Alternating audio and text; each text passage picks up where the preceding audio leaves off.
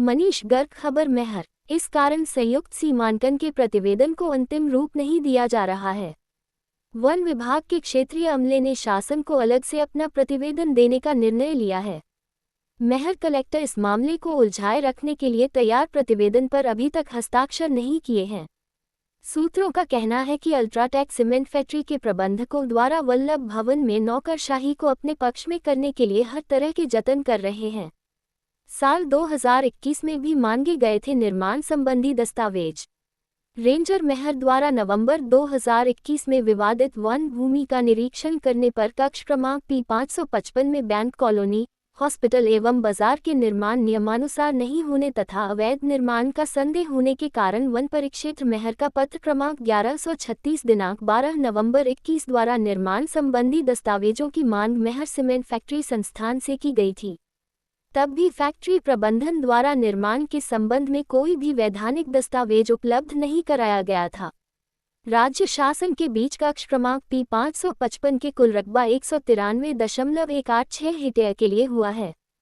इस अनुबंध की प्रति वन मंडल अधिकारी सतना एवं मुख्य वन संरक्षक रीवा वृत्त रीवा को उपलब्ध कराई गई है। संबंधित संस्थान को निर्माण से संबंधित अपना पक्ष रखने बाबत विभाग द्वारा समय दिया गया था, लेकिन फैक्ट्री प्रबंधन द्वारा वन भूमि पर हुए निर्माण से संबंधित कोई भी सुसंगत अभिलेख, वन एवं राजस्व के मूल मानचित्र अथवा अन्य वैधानिक दस्तावेज नहीं प्रस्तुत किए। CCF की ओर से भेजे गए प्रतिवेदन से हुआ था खुलासा। वन भूमि में अवैध निर्माण का खुलासा CCF रीवा द्वारा वन मुख्यालय को भेजे गए जांच प्रतिवेदन में किया गया था। जांच प्रतिवेदन में यह उल्लेख है कि DFO की सुनवाई के दौरान फैक्ट्री प्रबंधकों को अपना पक्ष रखने को कहा गया था। वन भूमि पर फैक्ट्री प्रबंधन का अवैध कब्जा है, लेकिन जमीन फैक्ट्री को राजस्व विभाग की ओर से आवंटित की गई है। इससे जुड़े दस्तावेज फैक्ट्री प्रबंधकों की ओर से DFO के सामने पेश नहीं किए गए हैं।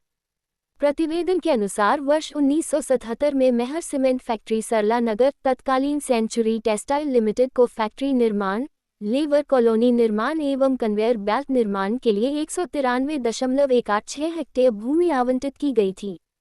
इस संबंध में वर्ष 1993 में कलेक्टर सतना द्वारा वर्ष 1977 से 99 वर्ष की अवधि के लिए लीज डीड संपादित की गई थी।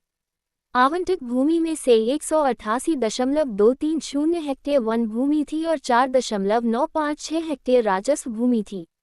वन भूमि वनखंड सगमनिया एवं वनखंड बम्हनी में स्थित है।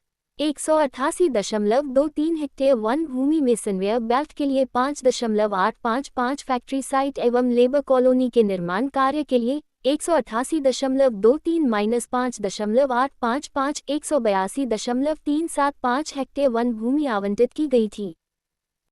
मैहर को एक जांच दल गठित करके उसका जांच प्रतिवेदन देने को निर्देशित किया गया था। तो कलेक्टर मैहर ने एक जांच दल गठित किया था। उसमें SDM थे, हमारे वन विभाग से SDO थे, नीचे का राजस्व मामला था और कंपनी जो अल्ट्राटेक कंपनी उनके भी उसमें पदाधिकारी थे। तो इस जांच दल ने एक रिपोर्ट जो अपना प्रतिवेदन भेजा है कि करीब 25 हेक्टेयर इन क्षेत्र में इनका अतिक्रमण बड़ा हुआ है, लीज एरिया से ज्यादा है। तो ये शासन से जी कब तक खाली होगा सर? हेलो, हाँ सर, कब तक खाली होगा 25 एकड़?